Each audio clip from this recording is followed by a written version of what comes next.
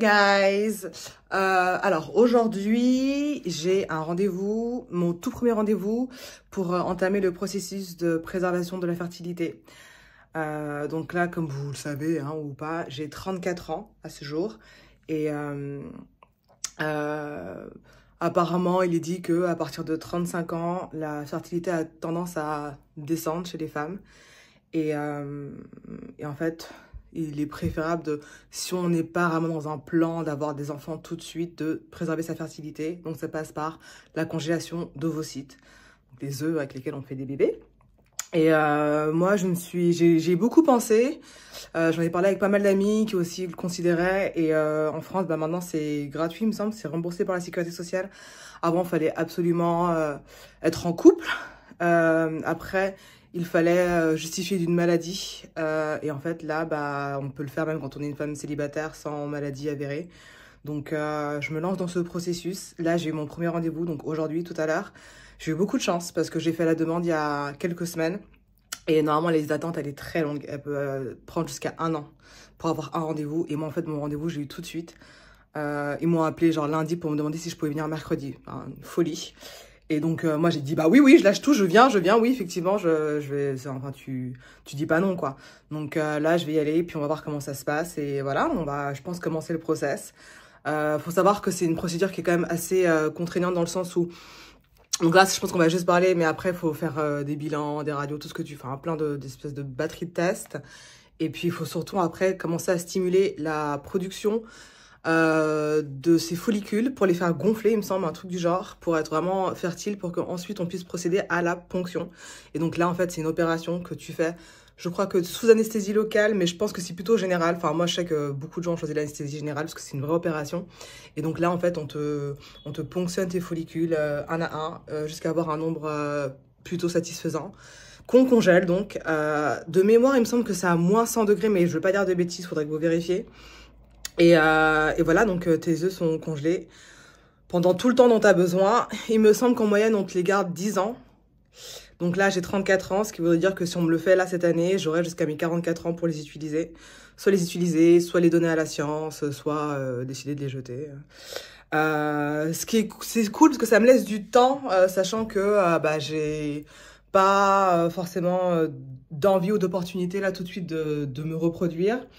Je me sens pas non plus prête à le faire incessamment sous peu. Enfin, je pense pas être prête maintenant ou l'année suivante ou même l'année prochaine. Enfin, même l'année sur. Enfin, voilà, je pense que c'est un projet qui pour moi viendra assez tard dans ma vie. J'ai pas mal de choses à réaliser avant. Faut aussi être sûr d'être avec la bonne personne, etc., etc. Donc, je choisis cette solution pour me laisser du temps et arrêter d'avoir la pression de la reproduction, de me dire que si je fais pas un enfant maintenant, peut-être que j'en ferai jamais. Non, si je congèle mes œufs, bah du coup ça me laisse du temps, ça me laisse 10 ans.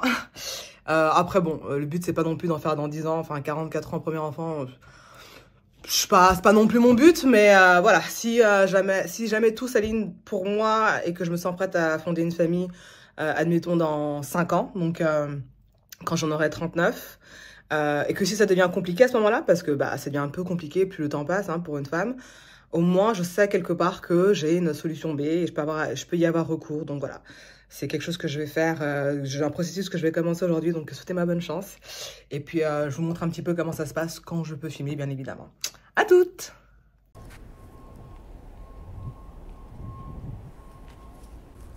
Voilà, je suis arrivée à l'heure, en plus c'est exceptionnel.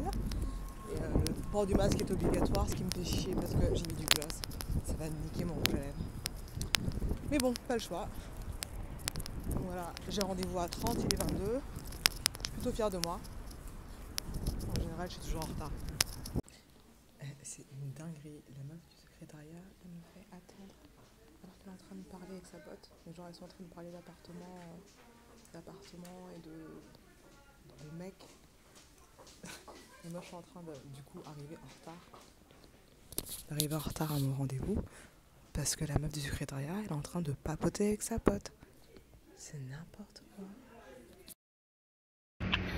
Bon, j'ai pas trop osé filmer à l'intérieur de l'hôpital, mais j'ai eu mon rendez-vous, tout s'est bien passé. J'ai une liste de papiers, d'ordonnances et de prescriptions. incroyable. Une liste de rendez-vous. C'est vraiment un process de ouf. Donc voilà, là je vais demain enchaîner au laboratoire pour commencer à faire des bilans en tout genre qu'on m'a demandé. Après il va falloir acheter le lot de médicaments. Et puis mon opération elle est déjà programmée. C'est allé hyper vite. J'ai mis ma candidature. J'ai soumis mon dossier genre il y a, je sais pas, 10 jours. J'ai eu un coup de fil il y a 3 jours avec un mail qui me demandait si je pouvais venir aujourd'hui. Et là, dans 3 semaines, je me fais opérer. Enfin, c'est un délire. Même au secrétariat, ils n'ont pas compris comment est-ce que ça peut aller aussi vite.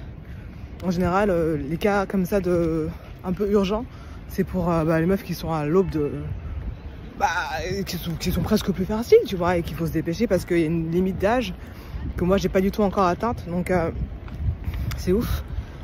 C'est vraiment providentiel, c'est un peu divin. Enfin, je me dis, waouh, il fallait vraiment que je le fasse pour que ce soit aussi smooth et que je fais la bonne chose. Donc, merci mes anges gardiens, merci mes ancêtres, merci Dieu. Et là, on va se lancer, on va congeler je sais même pas où est-ce que je marche là. Je suis là, moi, je suis en train de me perdre dans cet hôpital. Ouais, bon, bref, donc c'est ouf. Donc là, je vais peut-être pouvoir le faire avant même de partir à mon prochain voyage. Je suis trop contente. Et en même temps, j'ai un peu peur. Parce que le médecin m'a un peu expliqué les risques et tout. Tu peux avoir des infections, tu peux faire une thrombose, tu peux mourir sur la table d'opération. Tu peux faire une hémorragie parce qu'on te perce quand même les parois vaginales pour avoir accès aux follicules. Moi, j'ai demandé direct la sédation. J'ai dit, je veux qu'on m'endorme, je veux qu'on me shoote. Il n'y a pas d'anesthésie locale qui tienne, shootez-moi. Donc ouais, c'est assez fou. Ça y est, je me lance. Let's go! Ah, on va congeler ces futurs bébés. Ce qui est ouf, c'est que si jamais un jour j'utilise ces œufs,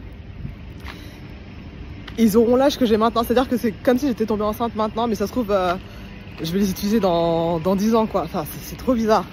Mais après, l'idéal, c'est de pas les utiliser. En vrai, tu fais ça au cas où, mais l'idéal, c'est de pas les utiliser. En vrai, c'est ça le mieux, c'est de tomber enceinte normalement et après, tu passes pas par fécondation in vitro, soit en tout dernier recours, ressort, tu utilises ta follicule.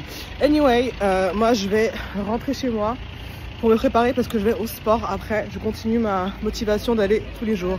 À toutes. Bisous. Hello. Ah putain, j'ai dormi pendant je sais pas combien d'heures aujourd'hui, peut-être 13h, 14h, 15h. Je me suis couchée hier, il était ouais, 20h, je me suis réveillée à 9h du mat. Ça fait 3 fois dans le mois que je fais ça, en moins de 10 jours. Je sais qu'une fois, je m'étais couchée à 18h et je me suis réveillée le lendemain, pareil, genre 15h plus tard. C'est ouf. Je sais pas si c'est le temps, toujours aussi gris, ou bien un début de dépression, ou bien juste le fait d'être rentrée en France. Mais ça commence à faire ça, là. Ouais, ça fait combien de temps que je suis rentrée? Ça fait une vingtaine de jours, là. Donc, à un moment donné, il faut se réhabituer. Mais ouais, j'ai tout le temps cette fatigue et ce truc un peu latent. Ouais, moi je dors avec un collant, sexy, hein. Il y en a qui préfèrent mettre le petit bonnet en satin. Je l'ai quelque part, faut juste que je le trouve, mais de toute façon moi je préfère ça, ça me sert bien. C'est ma mère qui m'a appris la technique. Quand j'étais petite, genre tu prends un collant, tu le découpes, tu fais un nœud et tu dors avec. Bref, mes girls, avec les cheveux, on va dire, comment ils appellent ça? Les cheveux, pas structurés, les cheveux, ouais, typés, enfin je sais plus quel mot ils utilisent. On connaît, on se sait. Anyway, là je repense à... J'ai reçu un mail du médecin ce matin qui me donnait une liste d'ordonnances justement des trucs que je devais faire avant de revoir les professionnels de la santé, à savoir le biologiste, la sage-femme, probablement elle, et après commencer à prendre les médicaments et ensuite programmer l'opération dans quelques semaines, là, quelques jours. Et en fait je me suis dit c'est ouf parce que s'il m'arrive un truc, bah en fait, ça sera tellement naze dans le sens où cette opération, elle n'est pas nécessaire, en fait. Là, tout ce que je suis en train de faire, c'est absolument pas nécessaire. Je le fais parce que je subis un peu la pression de préserver ma fertilité, parce que, voilà, on m'a ressassé qu'à cet âge-là que j'avais, il fallait que je commence à faire... il fallait que je commence à envisager des solutions. Donc, soit je fais un enfant comme ça, là, tout de suite, soit, bah... je commence à me dépêcher à vouloir créer une famille. Soit moi, j'avais décidé de me faire gagner du temps en procédant comme ça, en utilisant la technologie et la médecine, les avancées de la médecine. Mais je repense à ce que le médecin m'a dit hier dans son bureau, à m'expliquer un petit peu tous les risques que tu es obligé, tu vois. Et tu peux mourir, tu peux avoir une infection vaginale si jamais il se passe un truc et que l'aiguille elle est pas saine ou quoi que ce soit. Tu peux faire une hémorragie, tu peux faire plein de choses. Et tu peux littéralement mourir en essayant d'avoir conservé ta capacité à donner la vie. Et j'ai trouvé ça tellement ironique. Je me suis dit, putain, c'est ouf. Il y a tellement cette pression de la société, de nous en tant que femmes, nous reproduire un jour, la pression de la famille, tout ça, que ça fait quelques années, enfin, dès que j'ai eu 30 ans, que j'ai commencé à hyper stresser par rapport à ça. Le fait de pas forcément avoir de partenaire ou de lifestyle qui me permet de pouvoir envisager ce projet et de pas me sentir prête ni mentalement ni financièrement, de plein de choses différentes en fait. Il y a pas mal de choses que je pense que je dois régler déjà avec moi-même. Il y a plein de choses que j'ai pas envie de transmettre à mon enfant au niveau de ce qu'on peut appeler les traumatismes familiaux ou bien les cycles ou les générations curses, tout ça. J'ai plein de trucs que j'ai pas envie de faire. Et je vais me sentir prête quand j'accueillerai la vie d'être la meilleure mère possible parce que je pense que c'est la chose la plus grandiose que je ferais dans ma vie, à côté d'autres choses grandioses, bien évidemment. Mais voilà, d'un point de vue, en tout cas, personnel, je trouve que donner la vie, élever un enfant, c'est juste une responsabilité immense et que beaucoup trop de gens prennent à la légère. Et je vais être hyper honnête, je pense qu'il y a beaucoup de gens qui devraient juste pas se reproduire. Ça, c'est hyper dur de dire ça, mais il y a tellement de familles dysfonctionnelles, tellement d'enfants qui souffrent, tellement après d'adultes broken qui deviennent des gens chelous plus tard parce que juste ils n'ont pas reçu l'amour qu'ils auraient dû recevoir quand ils étaient petits, qu'ils n'ont pas été élevés de la bonne manière. En bref. Et moi, je veux pas ça pour mon enfant. J'ai pas mal moi-même de child trauma, je vais pas mentir, il y a pas mal de choses. J'ai une histoire familiale compliquée et j'ai pas envie de réitérer avec mon enfant, donc je veux être prête. Et à 34 ans, je suis toujours pas prête. Donc, comme je sais qu'un jour j'aimerais bien être mère quand même, j'essaie de me donner cette chance. Et le problème avec les choses qui sont pas nécessaires, c'est que parfois, en fait, comme disait ma grand-mère, elle avait cette expression qui disait parfois tu veux éviter l'odeur du paix, tu te bouches le nez en courant, oh, ça sent, et en courant, tu marches dans la merde. Il y a une expression beaucoup plus, on va dire, conventionnelle. Je pense qu'elle est française, celle-là. Ma grand-mère, c'était le remix camerounais. Remix caméra. Et l'expression française, c'est parfois parfois en voulant fuir la pluie, tu tombes dans une flaque d'eau, tu marches dans une flaque d'eau, tu vois. Et c'est typiquement ça. Et quand je fais ce genre de choix, j'ai toujours peur de finalement vouloir fuir la pluie et me retrouver à tomber dans une flaque d'eau. Et j'ai peur que cette opération, finalement, ou bien ce process hormonal, tout ça, m'amène des complications médicales que j'avais jamais eues avant et qui peut-être peuvent me handicaper justement dans ce souhait d'être finalement mère un jour, si possible naturellement, hein, parce qu'on veut tous être d'abord... Parce que finalement, les œufs, quand tu les mets de côté, quand tu les congèles, ça te donne une... Je sais pas, genre... Je sais plus, elle m'avait dit un pourcentage, je crois qu'elle m'a dit 4% par œuf, donc au total, c'est peut-être en tout cas moins de 20%, moins de 10%, parce que à chaque étape du process, tu perds des chances, c'est-à-dire que entre la ponction, la congélation, la décongélation, nanana, à la fin, tu te retrouves peut-être avec un œuf viable, tu vois. C'est pas énorme. Et l'idéal, c'est de même pas avoir besoin d'utiliser, en fait. Tu fais ça au cas où, mais ça devrait être le plan C de ta vie. C'est même pas le plan B, c'est le plan C de ta vie. Et en fait, voilà, je fais tout ça pour un plan C, parce que mon plan A, c'est quand même de me poser avec quelqu'un et créer une famille, et voilà. Sauf que ça risque peut-être pas de se faire dans ma timeline de vie avant peut-être mes 40 ans. Et si à 40 ans, ça devient compliqué, bah voilà. J'aurai mon plan B et C qui sont donc d'utiliser mes œufs ou mon œuf qui a réussi à être congelé. Mais j'espère juste que ça va pas m'immobiliser, m'handicaper dans ma vie en créant des complications ou même en mourant. C'est très drôle parce que ma date d'opération, c'est le jour de l'anniversaire de mon père. Et je me suis dit, waouh, ça serait ironique que je meure le jour où il est né. Enfin, je sais pas, j'ai des idées un peu dark, ce qui est fou parce que j'ai même pas encore commencé la prise d'hormones, donc... ça annonce la couleur quand je vais être dans tous mes états avec toutes les hormones que je vais devoir prendre.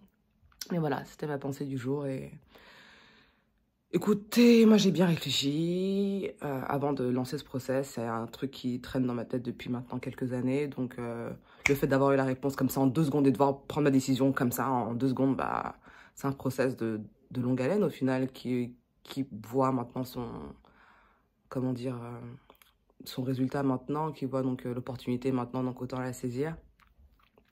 Mais pour toutes celles qui regardent la vidéo, ouais, prenez bien le temps de réfléchir parce que c'est pas anodin et puis finalement c'est peut-être pas si nécessaire que ça. Donc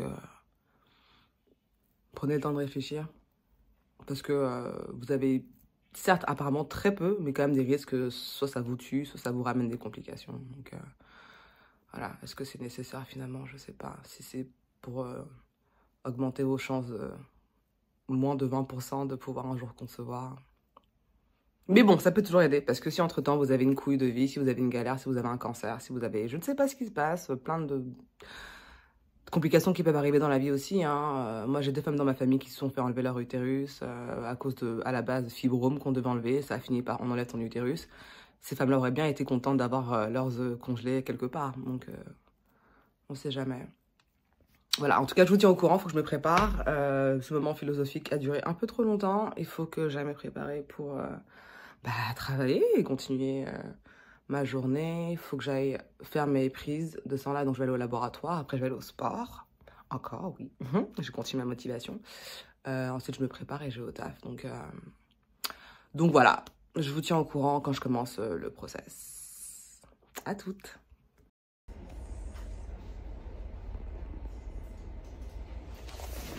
Donc là, je suis en train d'attendre qu'on me fasse mes prises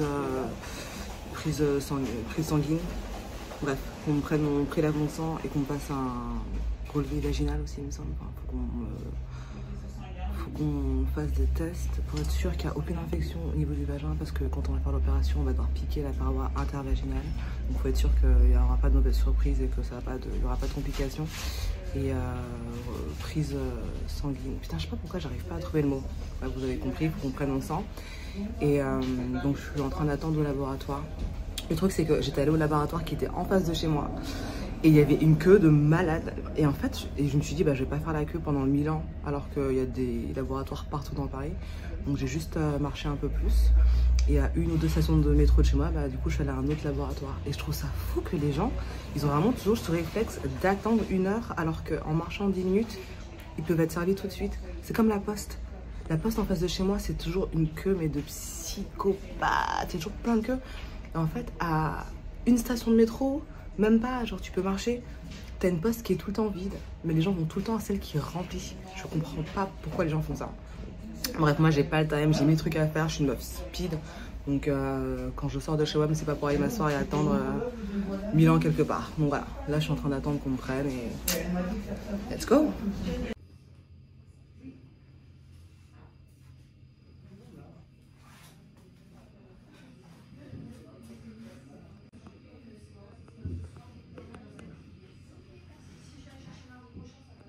Ok, donc on m'a fait ma prise de sang. Ok, donc on m'a fait ma prise de sang. Voilà.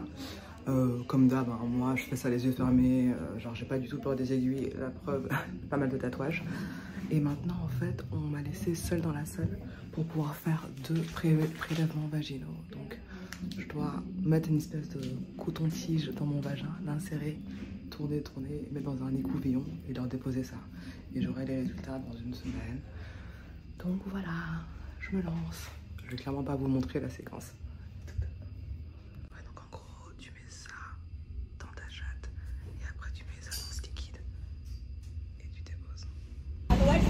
Ok, donc mission prélèvement de sang et vaginal conclue. Je vais maintenant au sport. C'est ouf parce que j'ai mis mon legging. Mon legging, je l'ai mis à l'envers. Je m'en suis rendu compte quand j'étais assise pour faire la prise de sang. J'ai regardé mes jambes et j'ai fait ah ouais putain. Je me suis baladée toute la matinée avec mon legging à l'envers, l'étiquette apparente. C'est un truc de ouf, ça m'arrive tout le temps quand je mets ce legging là. Je m'en rends jamais compte tout de suite, c'est genre la 4e fois que ça m'arrive. Et c'est franchement, c'est relou parce que je sais pas si les gens remarquent, je m'en souviens qu'une fois, j'avais mis un autre, il y a quelques années j'étais en Islande. La première fois que ça m'est arrivé, j'avais un legging, tu sais les leggings TikTok là qui font apparemment des culs exceptionnels, et ce qui est vrai parce que à chaque fois que je mets ces leggings là, je me fais limite agresser dans la rue. Bref, c'est une autre histoire. Et je l'avais mis pour aller à l'aéroport. Et je m'en souviens, la meuf qui me fouillait, parce que moi j'ai tout le temps des random checks. La meuf qui me fouillait, qui me palpait et tout. À un moment donné, elle me regarde. Mais elle me regarde comme si genre... Comme si j'étais une débile mentale, tu vois. Elle me regarde en mode...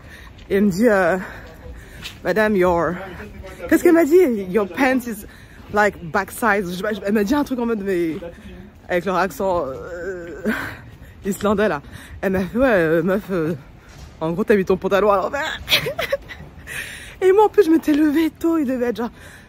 J'avais dû me lever genre à 5 h du mat. J'étais bouleversée pour plein de raisons différentes. Et j'étais vraiment... Je m'étais levée en mode complètement à l'ouest. Et ouais, j'étais pas yam, tu vois. Donc je me suis habillée avec les premiers trucs que j'ai vus. Et je suis partie à l'aéroport. Et la meuf, elle me fouille et tout. Je me retourne et tout, nanana. Et là, elle me dit, mais meuf, vas-y, Sorette, ton pantalon, il est à l'envers. Genre, tu fais quoi? Et franchement, j'avais eu... Ça m'a réveillée tout de suite. Je suis redescendue. J'ai eu la honte de ma life. Je me baladais avec un pantalon à l'envers, l'étiquette et tout. En plus, je pensais que j'étais trop sexy. Enfin, bon, non, à ce moment-là, je le pensais pas parce que j'étais vraiment upset. Bref, c'était gaulerie. Et donc, encore une fois, aujourd'hui, je me suis baladée avec un pantalon à l'envers. Aussi, je pense à un truc d'un point de vue administratif. Franchement, on a quand même de la chance dans ce pays. En tout cas, pour l'instant, avant qu'ils enlèvent encore les droits, de pouvoir bénéficier comme ça du système de santé à titre gratuit en fait. Là, mes tests en laboratoire, je les ai payés parce que j'ai pas mis à jour ma mutuelle, mais j'ai juste payé 50%. Donc en gros, sur 2 bilans qui m'auraient coûté je sais pas trop combien, j'ai payé genre 72 €, sachant que ça aurait pu coûter beaucoup plus cher. Donc 72 €, c'est plutôt pas mal pour avoir deux bilans et sanguins et vaginaux, etc. Enfin vaginal. Mais ouais, ça me rappelle qu'il faut vraiment que je mette à jour mes papiers. Et ouais, on a grave de la chance parce que même toute cette prise en charge de préservation de la fertilité, j'ai le docteur qui m'a envoyé un mail ce matin avec toute la procédure, je sais plus comment ils appellent ça, j'ai pas le terme exact, mais en gros des papiers qui prouvaient que c'était pris en charge à 100%, tu vois, juste avec la sécurité sociale. Même sans mutuelle, tu as la prise en charge à 100% à partir du moment où tu as moins d'un certain âge. Je pense que c'est... Ouais, il faut avoir moins de... jusqu'à 35 ans maximum inclus, ou 36, 37, je vais pas dire de bêtises, mais jusqu'à un certain âge, tu es prise en charge à 100% quand tu veux congeler tes ovocytes. C'est pour ça que je le fais maintenant. Et c'est trop bien, quoi. Franchement, j'ai rien à payer. J'ai peut-être une chance de pouvoir conserver ma fertilité si un jour j'en ai besoin, tu vois. Dans des pays où les gens payent des 5 000 € pour pouvoir le faire, tu vois. Donc c'est plutôt cool, ça. Là, je suis en retard comme jamais pour aller à mon rendez-vous. Putain. My God. Ok, donc là, je suis en train d'attendre le tram. Mon rendez-vous est à 10h30. Il est 10h24. On va croiser les doigts pour que ça se passe bien. J'ai mes 3 rendez-vous enchaînés. Donc, il faut vraiment pas que j'en rate un. Après, je vais aller au travail. En fait, je suis tellement fatiguée en ce moment. J'enchaîne tellement tout. Je suis tellement épuisée. Je me suis levée ce matin. J'avais trop du mal à émerger et tout. Enfin, j'ai carrément mis... je me fais un smoothie tous les matins et tout. J'ai carrément mis le contenant en plastique de mon verre dans la machine qui s'est fait broyer. Enfin, j'ai plus de cerveau en fait. Je me suis fait un smoothie au plastique tellement je suis éclatée. Bref, j'espère qu'ils vont me recevoir, sachant qu'en plus j'ai oublié les papiers avec lesquels je devais venir. Enfin, c'est n'importe quoi. Oh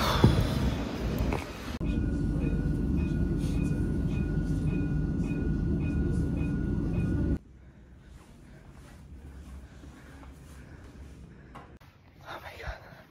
Je pense que je suis arrivée complètement essoufflée. Tellement j'avais couru. Et les meufs du secrétariat m'ont dit, mais c'était pas la peine de courir. Hein. Elles m'ont pris pour une folle. Mais je suis arrivée à 42. Enfin, je suis arrivée à 40. Mon rendez-vous, il était à 30. J'avais trop peur qu'il soit annulé parce que, genre là, il faut que tout s'enchaîne de la bonne manière. Donc, bref, c'est bon. Ils vont me recevoir. J'attends un petit peu. J'ai mes 3 rendez-vous. J'enchaîne et après, je pars travailler pour la 10e journée consécutive. Je suis épuisée en ce moment. J'ai le temps de rien. Hier, j'ai fait 2 machines, j'étais trop fière de moi.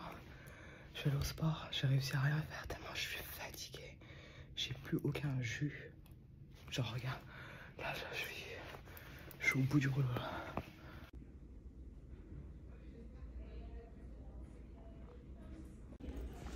En fait, ils sont encore plus en retard que moi. Il va être 11 h et je suis toujours pas passée. Donc ouais, c'était vraiment pas la peine de courir. Pas du tout même.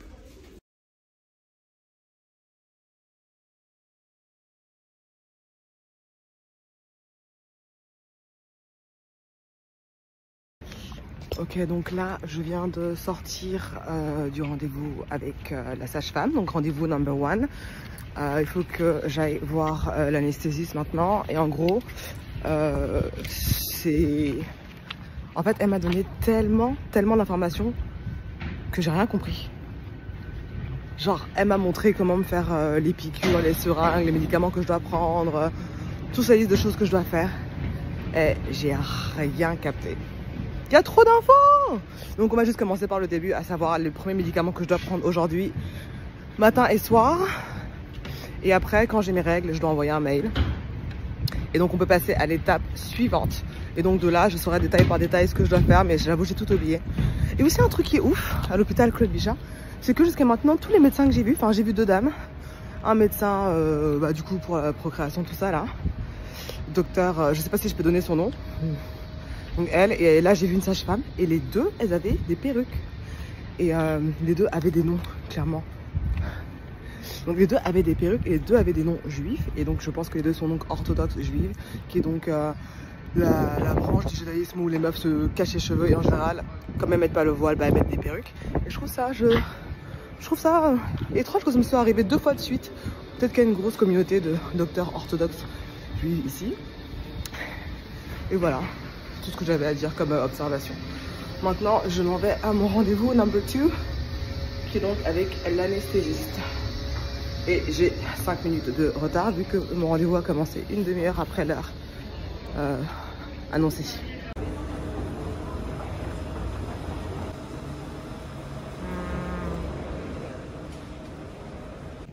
Ah oui, aussi un truc que j'ai remarqué, à mes 2 consultations, la première il y avait un interne cambodgien et la deuxième c'est un interne chinois. Ils sont trop forts parce qu'ils parlent hyper bien français. Et l'interne cambodgien, je lui ai demandé depuis combien de temps il était en France, il m'a dit 3 semaines. Et en 3 semaines, le mec il maîtrise total le français avec les termes médicaux et tout. Enfin, j'ai été hyper impressionnée. C'est un hôpital plutôt académique, universitaire, donc il y a beaucoup d'internes, beaucoup de gens qui apprennent. Genre une de mes consultations, j'ai dû me mettre à poil, il y avait genre 4 personnes dans la salle pour...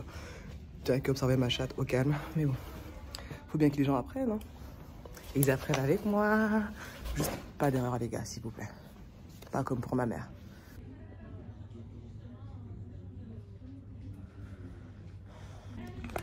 Ouais, donc comme je disais, ma mère et ma grand-mère, elles ont toutes les 2 été victimes d'erreurs médicales qui leur ont coûté leur utérus.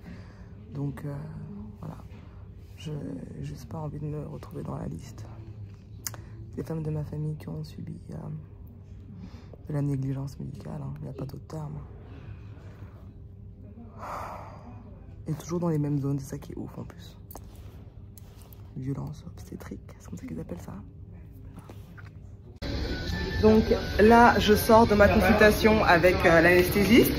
Elle était hyper drôle.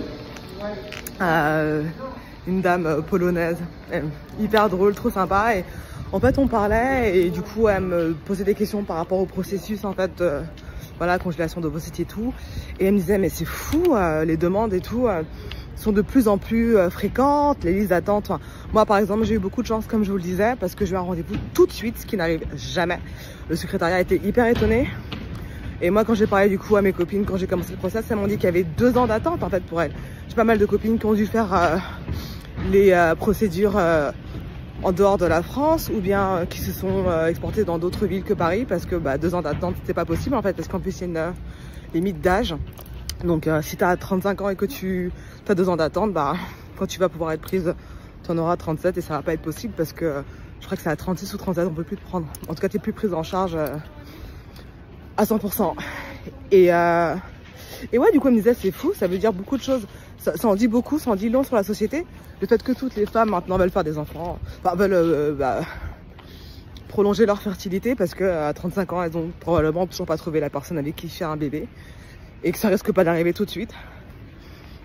Et c'est dingue en fait. Et du coup, on a parlé de la société, on a parlé des hommes, on a parlé de...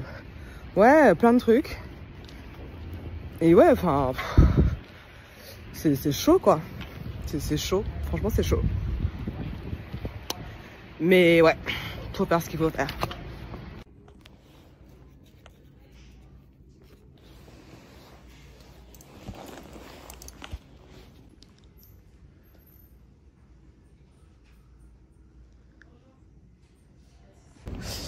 Alright, donc je viens donc de sortir du 3e et dernier rendez-vous de la journée, celui avec le biologiste, qui était très jeune et très beau, je tiens à le notifier vraiment. J'ai donc appris pas mal de choses encore en plus sur le process que je pourrais faire même encore après, à une quarantaine d'années, si dans ce cas-là je vais faire une PMA, blablabla. Enfin, du coup, à la France, ça a quand même ouvert pas mal de droits à ce niveau-là. Et en gros, genre, j'ai jusqu'à 45, 6, 7, je sais plus, pour faire des bébés avec l'aide de la science, si je le veux.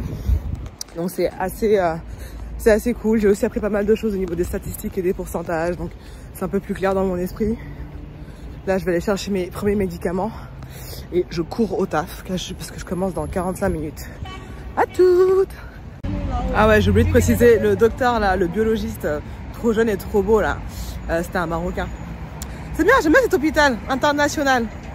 Tout est représenté. Bon, j'attends de voir encore genre l'Afrique noire, mais il y a beaucoup de représentations intéressantes. J'aime beaucoup. Là, c'est tous les papiers que je dois lire, signer, les ordonnances et tout. Enfin, tellement de trucs à retenir. Oh my God.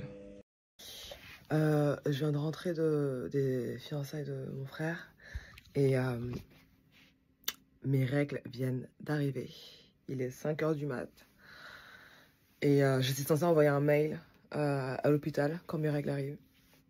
Il y avait un doute pour qu'elles n'arrivent pas forcément au bon moment parce que à quelques jours près, si elles n'arrivaient pas, du coup, tout le process était remis en question parce que je crois que l'hôpital ou le labo fermait pendant 2 semaines, je sais plus trop quoi. Donc si c'était... En gros, si mes règles n'arrivaient pas cette semaine, je pouvais pas me... Enfin, tout était remis en question. Tout était remis en question.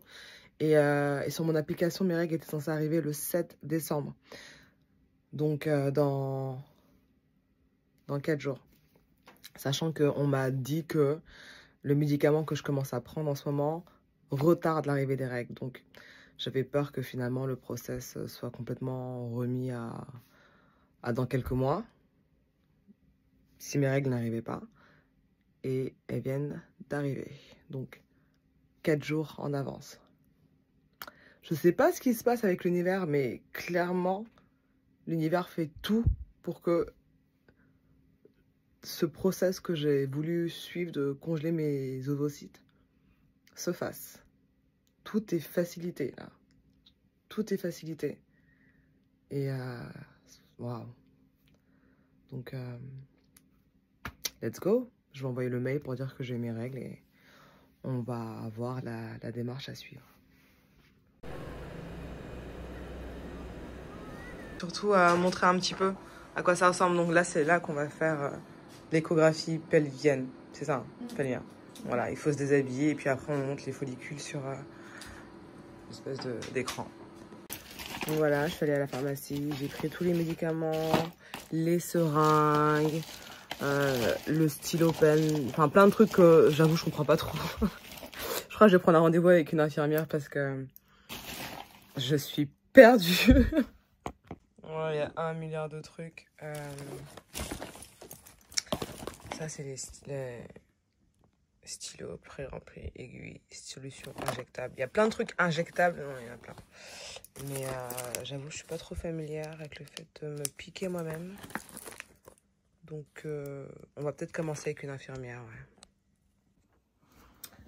Hello les gars. Alors, je suis, comme vous pouvez le voir, avec mon bonnet et tout mon attirail de personne qui chill dans sa chambre depuis toute la journée en fait. J'avais des potes qui sont passés à la maison hier soir, on a fini très tard, on a beaucoup bu. Aujourd'hui, je travaillais pas, donc j'ai rien fait. Et c'est le premier jour où je dois prendre donc Gonal F, qui est donc les premières injections d'hormones que je dois effectuer. Donc jour 1, il faut les prendre entre 18 h et 20 h. Donc voilà, je commence donc la prise de médicaments, la prise d'hormones. J'ai regardé une vidéo, j'ai regardé un tuto parce que je vous avoue que je ne me souviens pas trop de ce que le médecin m'a montré. Donc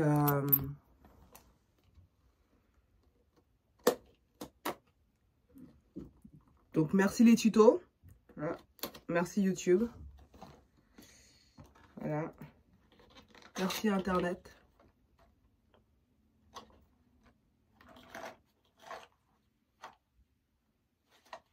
Ok, donc dans le tuto, il disait qu'il faut bien regarder que la date de péremption soit bonne et tout. Donc là, 2025, on est bon. Donc le Gonal 20, ça se présente sous cette forme.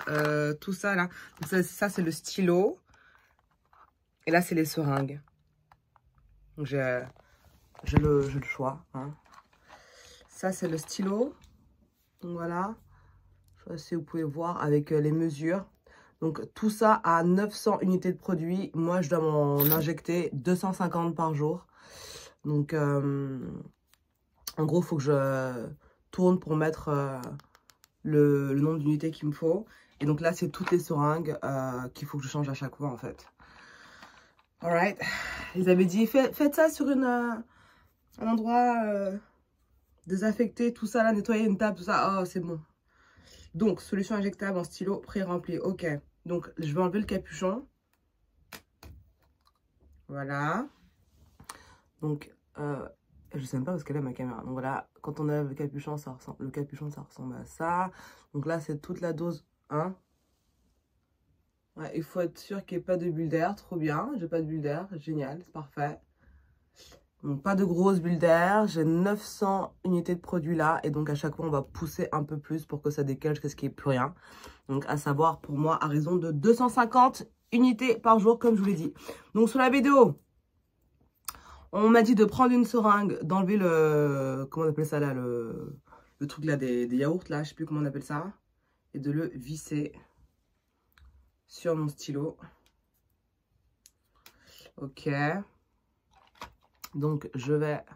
l'opala... Je sais pas comment ils appellent ça, le truc... Comment on fait déjà? Comment ils font les meufs sur YouTube pour mettre sa main? Bref. Voilà. Ok. Alright. Est-ce qu'il y a un truc qu'il fallait que j'enlève ou c'est comme ça?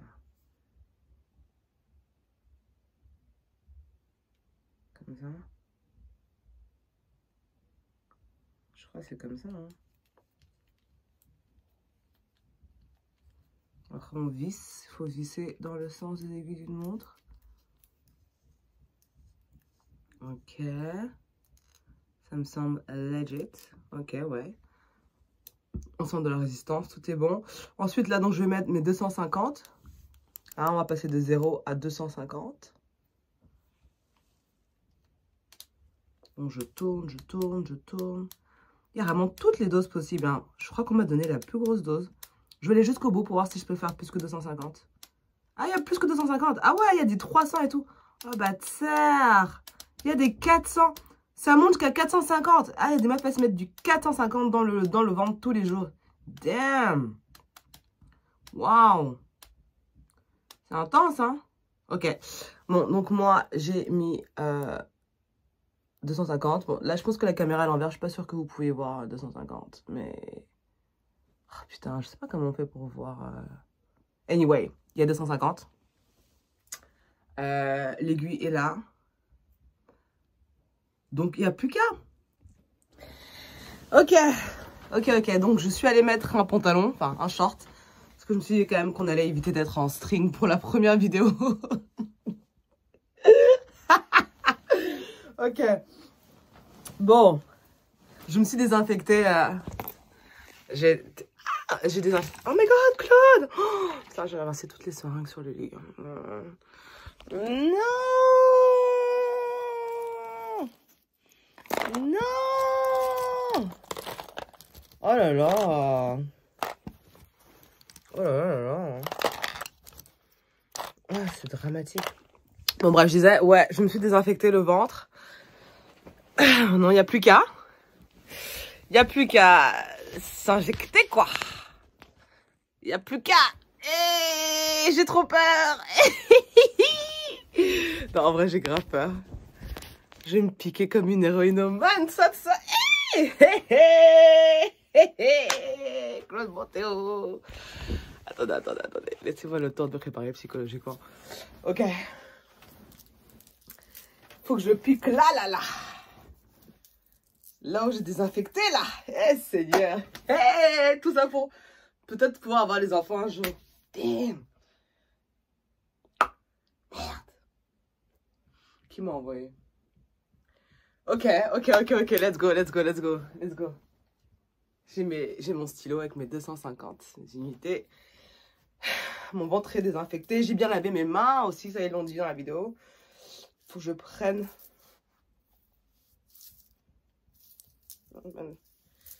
Ah, Seigneur, j'ai peur. Ah!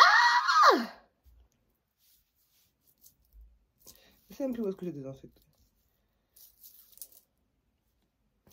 Alright, ok.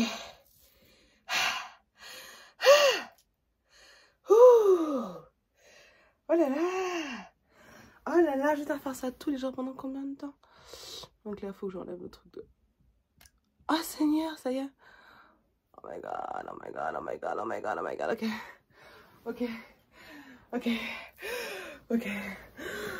ok. Alright. Ok, Seigneur. Ok.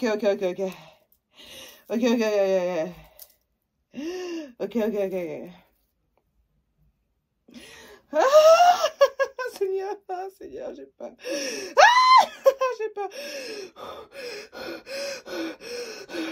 Ok, Claude, tu peux y aller, tu peux le faire. Oh, mais en fait, ça fait pas mal du tout. Ça fait pas du tout mal, en fait. Ah, mais en fait, c'est rien du tout. J'ai rien senti. Lol, tout ça pour ça. Tranquille. En fait, c'est grave facile. Ouais. Ah, mais en fait, c'est grave facile. Ouh. Ah, mais c'est facile de se piquer, en fait. Ah, c'est vraiment ça. L'aiguille est rentrée comme du beurre. J'ai rien senti. La seule chose que je vais sentir, c'est les effets. Hein. Je vais commencer à devenir folle. Des hormones. On va voir ce que ça va me faire mentalement. Mais sinon, physiquement, ça m'a rien fait du tout. Voilà, donc c'était day one des injections des hormones. Franchement, c'était hyper facile. Genre, waouh, je suis trop contente. C'était détente. Il n'y a pas de stress à avoir. Hein.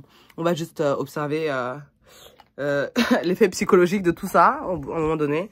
J'avais aussi peur de beaucoup prendre de poids, donc je vais essayer de contrôler mon alimentation et reprendre le sport à fond pour être sûr de ne pas gonfler, parce que franchement, flemme de gonfler là.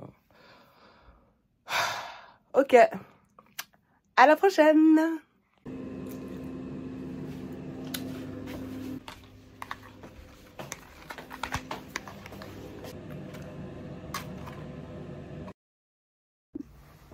Bon, il est 18h30, il faut que je fasse ma piqûre. Et là, je suis au travail, donc je vais un peu improviser, mais ça devrait être faisable, ça devrait pas être trop compliqué.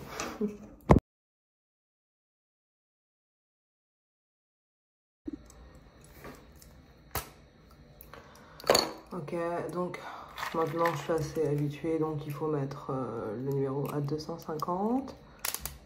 Tac, la dose 250. Ok, on ouvre l'opaline avec la seringue. On la fixe là, tac, on tourne.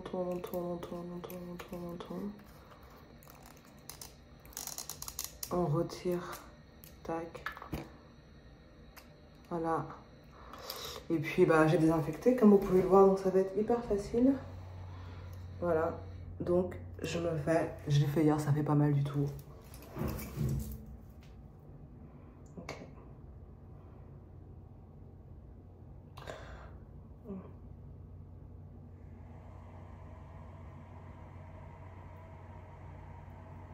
En fait, faut pas oublier de presser parce que quand tu presses pas, ça fait mal. Ça fait plus mal qu'hier parce que j'ai pas pressé. Hier, j'avais bien pressé là.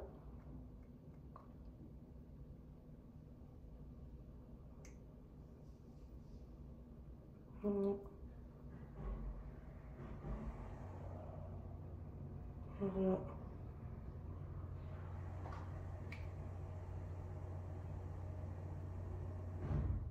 Ok. Ok, nickel. Ça m'a fait un peu plus mal parce que j'ai pas bien attrapé ma peau cette fois-ci, mais voilà. Une petite goutte, c'est parfait. Donc là, on isole la seringue. On l'enlève du bail. Enfin, t'as capté? On le tourne dans le sens inverse de l'aiguille d'une montre. Voilà, ok. Donc là, la seringue, elle est là. Et puis, je remets tout à sa place. Hein. 0. Où le capuchon? Voilà. Donc les doses commencent vraiment à diminuer. Ok. Voilà. On remet tout dans sa boîte et on remet tout dans son sac et on repart travailler. Ah ouais, par contre, je sais pas où est-ce que je vais jeter cette seringue, mais je vais trouver une solution.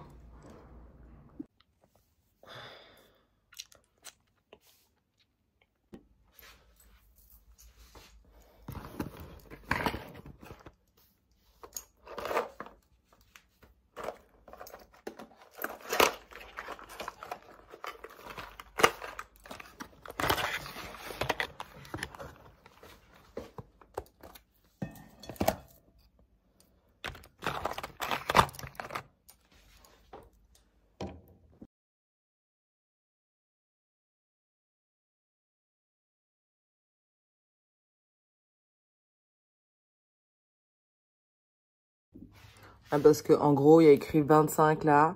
Et donc ça veut dire que j'ai pas fini j'ai pas mis toute la dose que je devais mettre aujourd'hui, à savoir 250 à chaque fois. Et il y avait eu plus assez parce que par stylo, il y a 900 unités. Et si j'en mets 250 à chaque fois, ça me fait à peu près 3 fois entière et 1 fois et demie. Et donc bah là, on est tombé sur la fois et demie. Donc heureusement, j'avais prévu le coup et j'ai pris ma deuxième boîte qui attend dans le frigo. Let's go. Et donc, c'est parti pour la deuxième injection avec les 25 unités restantes de mon nouveau stylo, qui est lui tout neuf et tout rempli. Voilà, donc là, j'ai mis à 25 et non pas à 250 comme d'habitude, parce que je me suis déjà injecté tout le reste avec mon stylo d'avant. Il ne me reste que ça.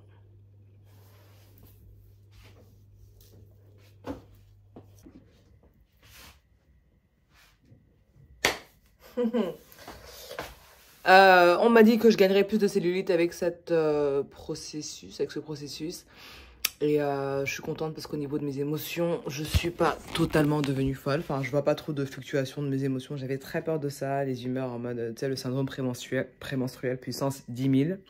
C'est ce que je redoutais le plus dans cette phase hormonale. Non, le seul truc que je remarque, c'est qu'effectivement, je me sens un peu plus ballonnée. J'ai l'impression d'être un peu plus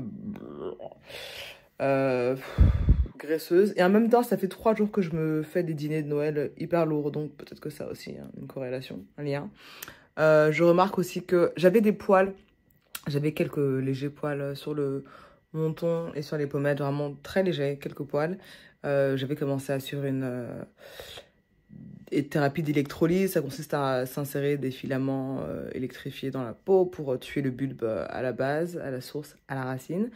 Et mes poils, c'était vraiment très affiné. Et là, je me rends compte qu'il y a 2-3 poils. Parfois, je me réveille et d'un coup, il y a un poil de sur mon visage qui n'était pas censé être là, qui n'était plus censé être là. Donc, je me demande si c'est pas aussi les hormones. Ça, j'avais pensé parce que c'est un truc que ma mère a traversé quand elle était plus jeune. Elle a dû prendre des hormones et elle m'a dit que ça lui a totalement rajouté des poils. Donc, j'espère juste que je vais pas devenir trop vélue.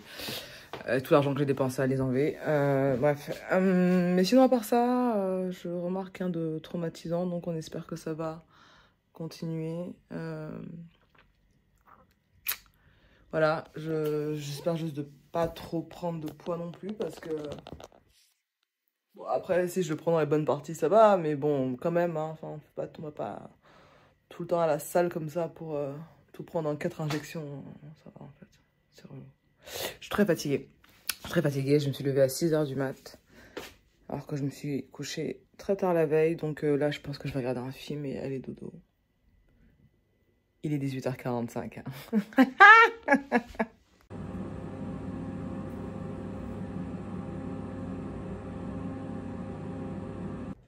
Hello, je viens de rentrer du travail et j'avais envie de faire une petite update parce que j'avais jamais pris le temps de me poser, de vraiment parler de mon process, donc je vais le faire aujourd'hui. Alors, comment est-ce que je me sens? Disons que ça fait 2 semaines que j'ai commencé à prendre des médicaments et ça fait 1 semaine que je me fais les injections tous les jours. J'en ai encore pour 1 semaine avant l'opération. Et comment je me sens? Bah, je me sentais plutôt normale jusqu'à présent. Mais ça commence à faire 2-3 jours que je remarque que je suis vraiment ballonnée. Je me trouve gonflée, du ventre surtout. Je me trouve, tu vois, j'ai tout le temps, ballonnée en fait, c'est le mot. Je suis très ballonnée et j'aime pas cette sensation. Bon, après, encore une fois, hein, on est en pleine période des dîners de Noël, les repas, les raclettes et tout, on est en plein dans ça, donc ça risque pas d'aider. J'ai littéralement un truc tous les soirs ou tous les 2 soirs. Et c'est clair que ça aide pas mon métabolisme. Mais voilà, au niveau du physique, ce serait plutôt ça les updates. Et au niveau du mental, bah, jusqu'à maintenant, ça allait plutôt bien. Franchement, ça allait bien. Juste aujourd'hui, j'ai eu un coup de blues. Aujourd'hui, bah, il fait particulièrement gris, hein. Comme d'habitude en ce moment, il fait particulièrement gris. J'ai eu une journée assez difficile au travail. Alors, pas difficile au niveau des tâches à effectuer et des choses à faire. Difficile émotionnellement où je trouve que l'énergie était particulièrement basse. Je ne me suis pas sentie nourrie. Je me suis sentie très frustrée par mon environnement. Où c'est pas une journée. Des fois, il y a des journées où tu rigoles. Et là, c'était pas du tout une journée où j'ai rigolé. Ça m'a pesé. Parce qu'à côté de ça, je voyais des gens qui rigolaient. Et moi, je n'étais pas dans ce truc-là. Et à chaque fois que je me sens ostracisée comme ça, ça doit me renvoyer une blessure d'enfance, hein, c'est sûr. Mais ça me fait toujours beaucoup de peine. Et c'est une journée où ouais, j'ai beaucoup plus observé les gens heureux que moi j'ai pu le ressentir personnellement. Et ouais, c'était une journée un peu... Enfin, c'est même pas fini, hein, il est que 14 h. Enfin, c'est l'après-midi. En plus, je vais avoir des copines ce soir. Peut-être que je me rattraperai ce soir, mais... Ouais, c'était une journée où je me suis sentie en manque d'amour. Particulièrement aujourd'hui, c'est vraiment une journée où je me suis particulièrement sentie en manque d'amour et sous plein de formes différentes en fait. Sous plein de formes différentes. Et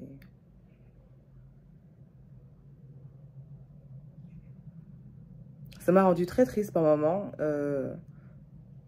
Il y a quelques moments dans la journée où j'ai vraiment voulu pleurer. Peut-être que même là, après, quand j'aurai posé mon téléphone, je vais me mettre à pleurer, je sais pas, mais... Ouais, je me sens down aujourd'hui, je me sens... C'est ce genre de moment où je sais pas, je me sens particulièrement seule. Et pas forcément d'un point de vue relationnel, amoureux, hein, c'est vraiment d'un point de vue humain. C'est des journées comme ça où je me sens particulièrement incomprise et très, très seule. J'ai l'impression que personne ne va jamais réellement me comprendre et personne ne va réellement... Je sais pas si je serais capable d'atteindre le bonheur, même furtif comme parfois je peux l'observer dans la rue. J'ai vu un bébé qui avait l'air tellement pur et innocent et il était juste là avec sa maman, tout joyeux et tout pur.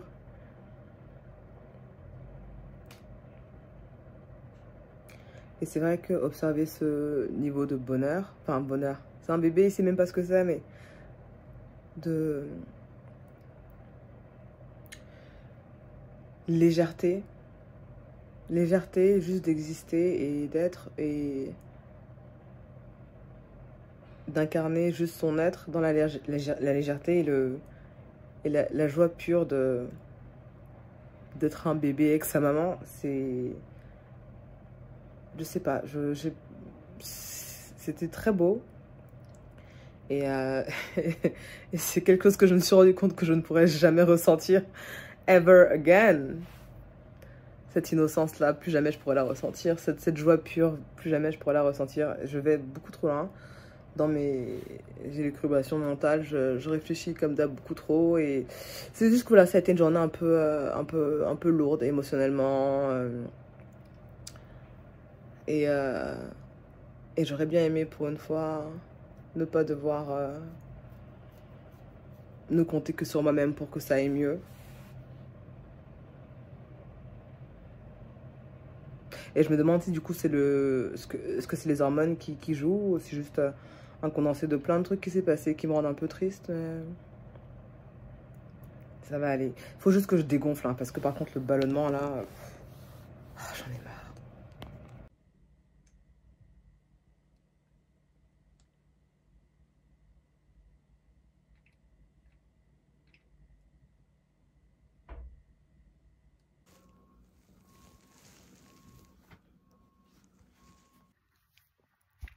Hello, aujourd'hui c'est je pense le dernier jour où on va me faire une échographie pelvienne, à savoir un espèce de truc en plastique dans le vagin et faire une prise de sang.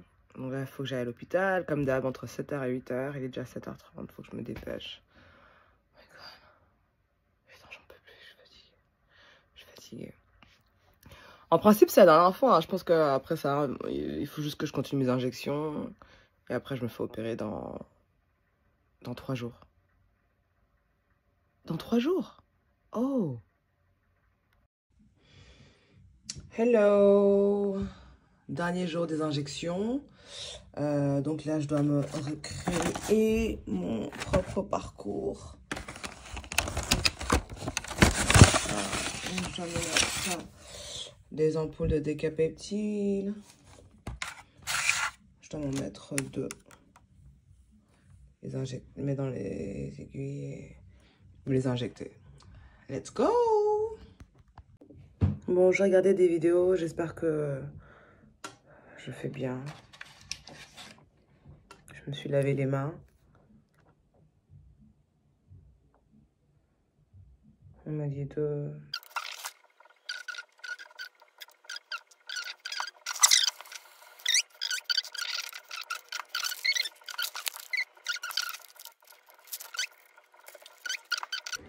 Donc là, j'allais me mettre un ovule dans le vagin. Je vais pas vous montrer.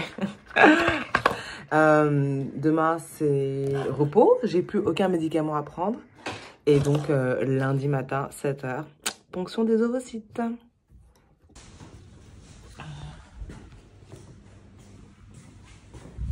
Bonjour. Je dois aller au 3e étage de... Enfin, j'ai une opération. Salut. Je sais même pas par où on passe. C'est par là? Ouais. Le 2e ascenseur, 3e étage. Ok, merci beaucoup.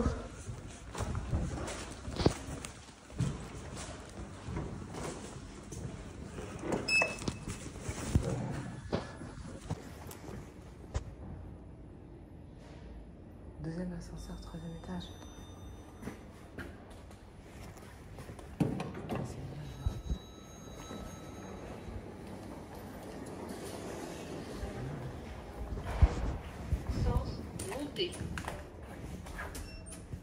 Ah ouais.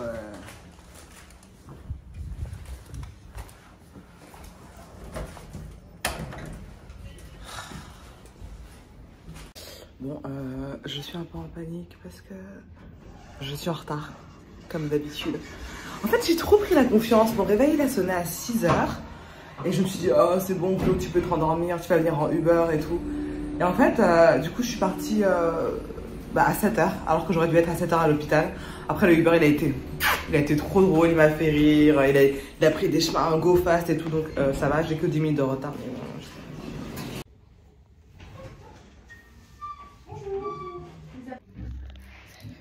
donc là, on m'a posé ma paire. Je vais me changer et bah, let's go.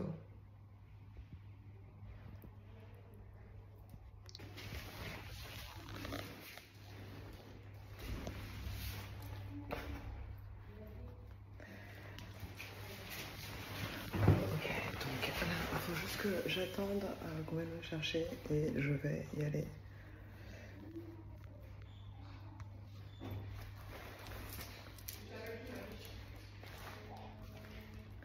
J'espère que tout va bien se passer.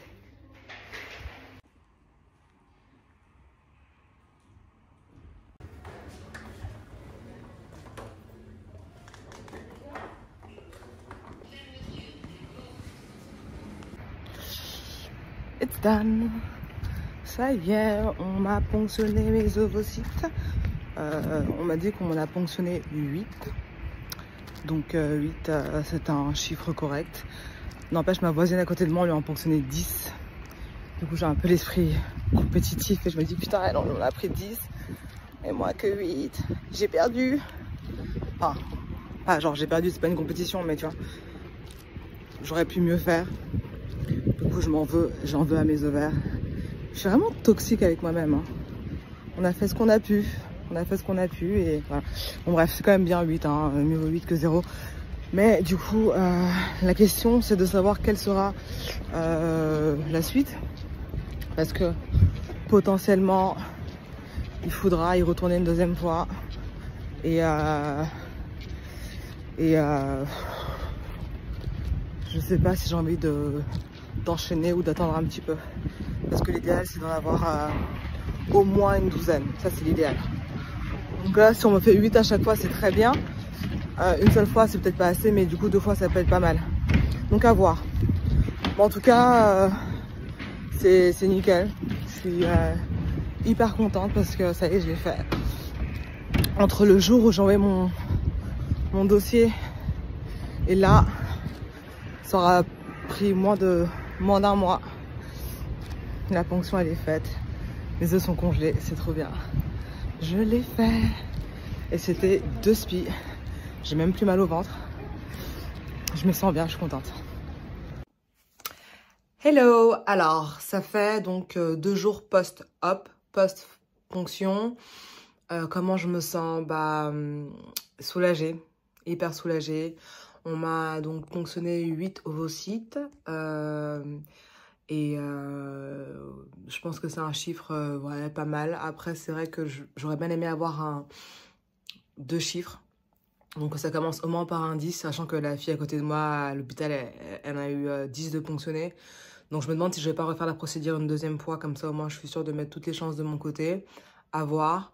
Il faudrait déjà que je vois comment mon corps, entre guillemets, encaisse, parce que au niveau des symptômes, enfin au niveau de comment je me sens, alors pendant toute la prise hormonale et toutes les injections, les médicaments, mes seins, ils avaient triplé de volume, ils étaient vraiment hyper gonflés. Mon ventre aussi, j'étais ballonnée en fait. J'avais l'impression d'être tout le temps ballonnée, tout le temps constipée. Et c'était pas douloureux, mais désagréable. Mes seins étaient très sensibles. Et juste après la ponction, du coup, mes seins, ils sont toujours gonflés, mais plus autant qu'avant. Et moins sensibles déjà. J'ai l'impression que mon ventre, il est un peu dégonflé, un peu déballonné. Mais je garde cette sensation quand même un peu d'inconfort. Au niveau, par contre, du bas du ventre, donc des ovaires, j'ai un peu mal. Mais encore une fois, c'est pas une douleur de fou en fait. C'est vraiment, bah, y a quand même une aiguille qui est passée dans la paroi vaginale, hein, qui a un peu transpercé. Donc oui, après les ovaires, les ovocytes ont été très gonflés. Les follicules, c'est quand même à la base une ovule qui doit être gonflée. Et là, il y en avait genre, je sais pas, genre 10, 12. Donc ça prend de la place, ça gonfle. Donc ouais, j'ai encore un peu mal au bas du ventre. J'ai des saignements. J'ai pas mal de saignements, mais je suis pas trop apeurée, je suis pas trop inquiète. Je pense que ça va passer avec le temps. Apparemment, c'est des symptômes normaux et ça passe avec le temps. Et voilà. Mais en fait, moi, vraiment, ma priorité là, c'est vraiment de déballonner parce que moi, j'ai vraiment envie de... Tu sais, j'étais partie sur une bonne lancée avec le sport et tout, et là, j'ai l'impression de tout être reparti à zéro, donc ça me fait un peu chier. Mais je suis partie au sport tout à l'heure, ça faisait 2 semaines que j'étais pas allée, et j'ai tellement sué. Mais en fait, j'ai sué alors que j'ai pas l'impression que je faisais plus d'efforts que d'habitude. Donc en fait, là, je pense que mon corps, il veut se débarrasser de, voilà, toutes les hormones, je sais, tous les trucs que j'ai accumulés que je fais pas normalement. Et d'ailleurs, ça m'a rappelé que pendant toute la durée de mon traitement, je suais beaucoup la nuit. Donc souvent, je trempais mes draps alors que je suis pas quelqu'un qui sue la nuit normalement. Je suis pas quelqu'un qui sue beaucoup en règle générale, sauf quand il fait chaud par contre. Et là, il fait juste 0 degré, donc ça n'a aucun sens. Mais voilà, donc là, le sport, ça m'a fait vraiment beaucoup transpirer. Donc je pense que le process, il a commencé d'un peu éliminer tout ça. Et je suis très contente parce que vraiment, je supporte pas de savoir qu'il y a des choses dans mon corps que je mettrais pas normalement. Donc voilà, mon seul problème, moi, c'est vraiment le ballonnement. J'ai juste envie de dégonfler. Après, ça va, j'ai pas non plus... genre, j'ai pas pris du poids. Enfin, ça peut pas se voir comme ça. C'est moi qui sais comment je me sens dans mon corps. Mais en soi, c'est pas genre moi en mode qu'est-ce qui s'est passé, tu sais, comme quand tu fais un traitement à la cortisone, par exemple. Ça n'a aucun rapport. Mais ouais, j'aimerais bien juste me ressentir, tu vois, genre pas ballonné ou constipé ou... et les douleurs de ventre, de toute façon, elles vont passer. Hein. Donc voilà le petit bilan. Je suis vraiment très soulagée d'avoir sauté le pas. Je suis très contente. On a tellement de chance en France. Enfin, je regardais encore une blogueuse meuf que je suis sur Insta qui, elle, l'avait fait aux États-Unis pour... elle avait payé entre 12 000 et 20 000 $. 12 000, 20 000 $. C'est de la folie. Moi, je l'ai fait gratos. Donc, c'est vraiment trop cool. Et ouais, j'ai un autre rendez-vous dans 1 mois et demi, 2 mois. J'ai un rendez-vous en février avec le médecin pour savoir du coup combien d'ovocytes on va garder. Parce qu'on en a ponctionné 8, mais il se peut qu'on en garde encore moins. Parce qu'il y a de la perte à chaque process. Donc, il se peut qu'il y en ait qui ne soient pas assez matures. Il y en a qui, tu vois, il peut y avoir des trucs. Donc, j'espère que les 8 seront gardés. Et si c'est pas le cas, quelle sera la procédure à suivre ensuite? Est-ce qu'on veut le refaire une deuxième fois pour être sûr que là, du coup, j'ai ma 12aine d'ovocytes congelés ou est-ce que genre je m'arrête là? On va voir et voilà, je vous tiendrai au courant. Ciao!